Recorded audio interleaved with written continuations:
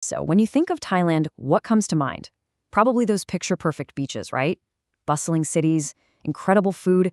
I mean, it's an iconic destination for a reason. But what happens when the footsteps of millions of tourists start to wear down the very paradise they came to see? That's the real tightrope Thailand is walking, a super high-stakes balancing act between its economy and its ecology. Let's get into it. To really get the picture, just look at this number.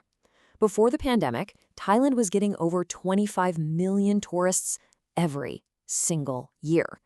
That's like the entire population of Australia dropping by annually. And all those visitors, they fuel a massive, massive part of the country's economy. And we're not talking about a small slice of the pie here. Tourism makes up more than a fifth of Thailand's entire GDP. But that success has a serious downside. Overflowing landfills, polluted waters, and a carbon footprint that just keeps growing. The country has hit a point where it has to make a choice about its future. So this brings us to the million-dollar question. How do you protect the natural wonders that bring people in without tanking the economy that depends on them?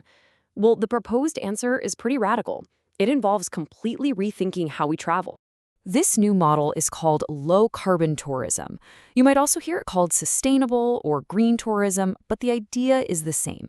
At its core, it's about creating travel experiences that don't make the climate crisis worse. It's all about actively reducing our impact, and a huge part of that is shifting away from fossil fuels.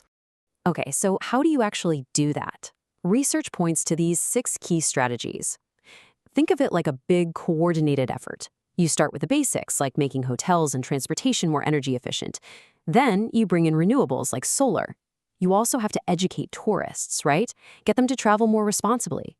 You can even offset the carbon you can't get rid of. But honestly, that last one is the real game changer: collaboration, making sure everyone from the government down to the local tour guides is working together. For a shift this huge, you need leadership from the very top. And that brings us to the first of 3 pillars holding this whole thing up in Thailand: the government's master plan. And believe me, the government has been busy. They've rolled out these major national plans to really bake sustainability into the tourism industry. They're even using places like the island of Khaosok as like a real-world lab, testing out these low-carbon ideas to see what works before scaling them up across the country. But a government plan is just a blueprint.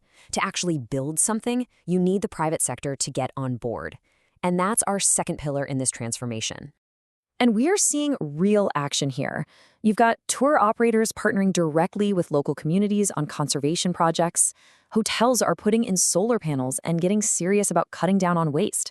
The whole focus is shifting toward this idea of eco-cultural tourism, something that actually honors local traditions and supports the community by, buying local. Which leads us perfectly to our third and maybe the most important pillar: the local communities themselves. Because look, real lasting sustainability can't be ordered from an office in a big city. It has to grow from the ground up. And this is where the whole initiative really comes alive. You have communities designing their own one-of-a-kind, low-impact experiences. We're talking everything from guided ecological trails to carbon-neutral homestays. They're using their local knowledge to offer something truly authentic, making sure that tourism actually becomes a tool to preserve their culture, not erase it. So the vision is pretty amazing, right? A healthier environment, a stronger local economy, and more connected communities. But getting there isn't so easy. There are some major hurdles. I mean, think about the huge upfront cost for a small hotel to install solar panels, or just a general lack of awareness from tourists and tour operators. And sometimes the government rules just haven't caught up with the ambition yet. This quote from the research just nails the central problem. It basically says that success isn't about what any one group does alone. It's all about how well all 3, the government, the businesses, and the communities, can actually work together. So, what's the bottom line?